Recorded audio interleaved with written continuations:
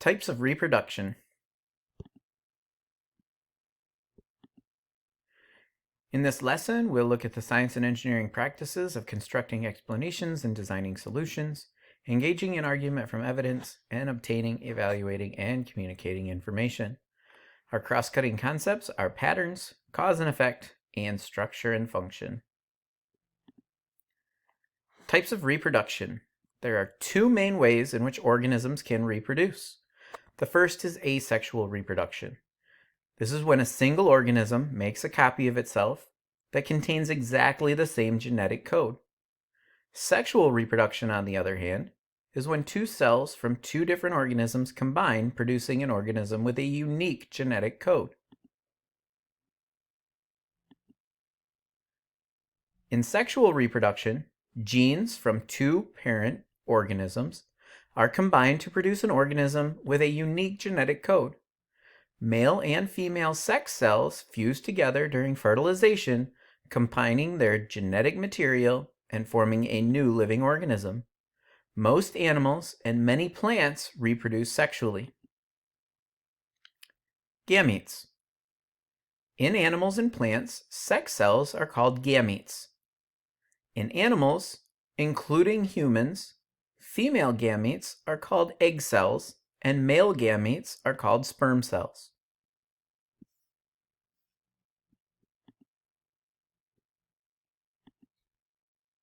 In flowering plants, the female gametes are called egg cells, and the male gametes are called pollen cells.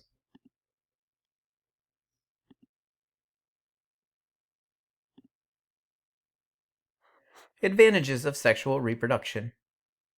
Sexual reproduction creates variation within a population. This is because when male and female gametes fuse during fertilization, they form a unique combination of genes.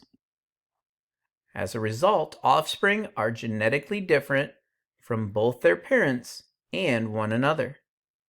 This means that individuals within a population have differences in the genes that they carry. Genetic variation helps a population to cope with environmental changes. Variation makes it more likely that at least some individuals within the population will be well adapted to new conditions. These individuals will be more likely to survive and reproduce, passing their successful genes on to the next generation. As a result, variation reduces the chance of a population crash, which could potentially cause a species to become extinct. Natural selection requires genetic variation amongst individuals of a species. Natural selection is the process by which evolution and the formation of new species occurs. Disadvantages of sexual reproduction. Sexual reproduction can be a relatively slow process. Organisms that reproduce sexually need to find a mate to produce offspring. This takes time and energy, and some individuals may never successfully reproduce.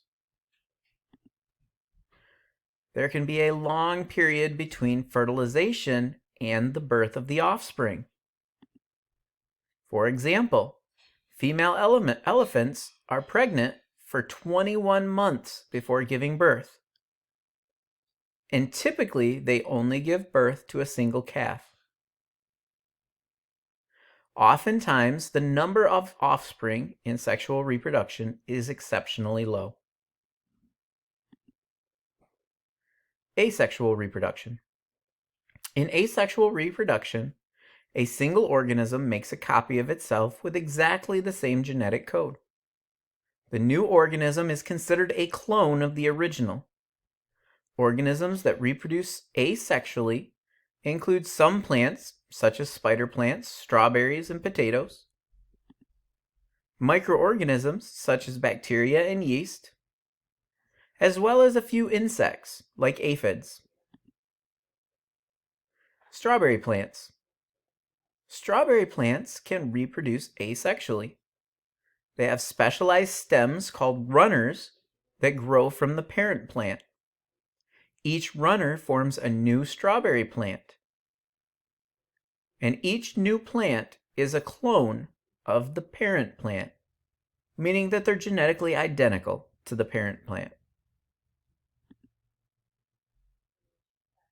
Speedy bacterial clones. Bacteria can copy themselves very quickly. Their numbers can double every 20 minutes. That's 10 times faster than the quickest animal cell reproduction. Advantages of asexual reproduction. Asexual organisms do not need to use energy and time to find a mate, as only a single parent is required. This means that asexual organisms can reproduce even if they are alone. Asexual reproduction is faster than sexual reproduction, enabling many offspring to be produced quickly. Both of these advantages could help increase population size following a sudden fall in numbers, preventing extinction. Some species of sea anemone reproduce asexually by splitting in half along their length to make two fully formed individuals.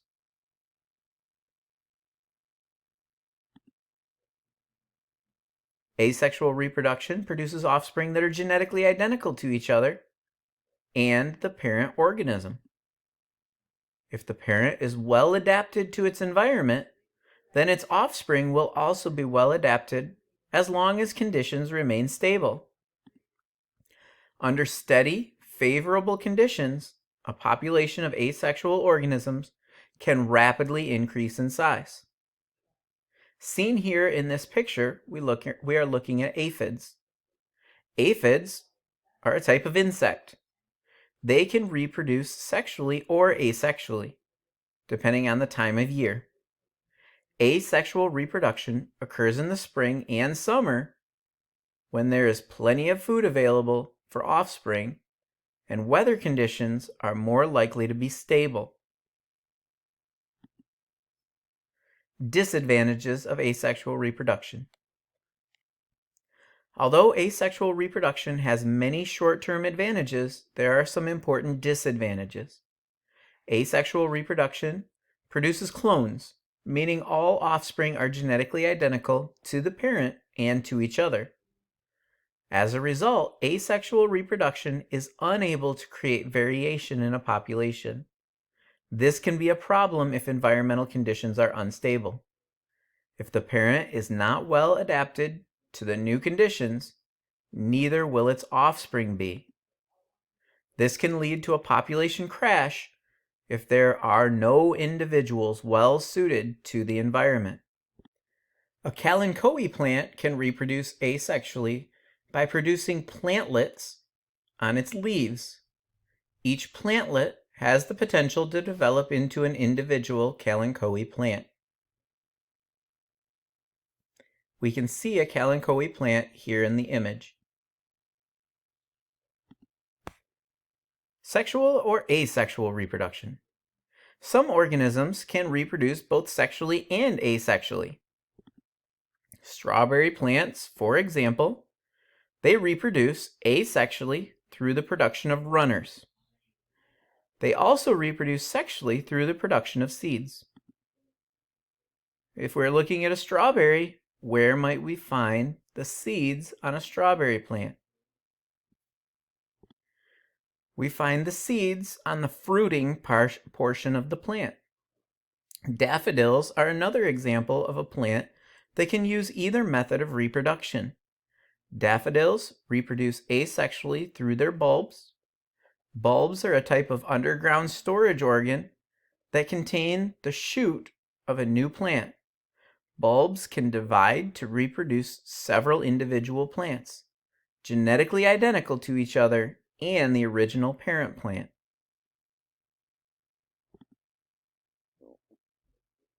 So let's look at the following statements and identify if they are appropriate to asexual or sexual reproduction.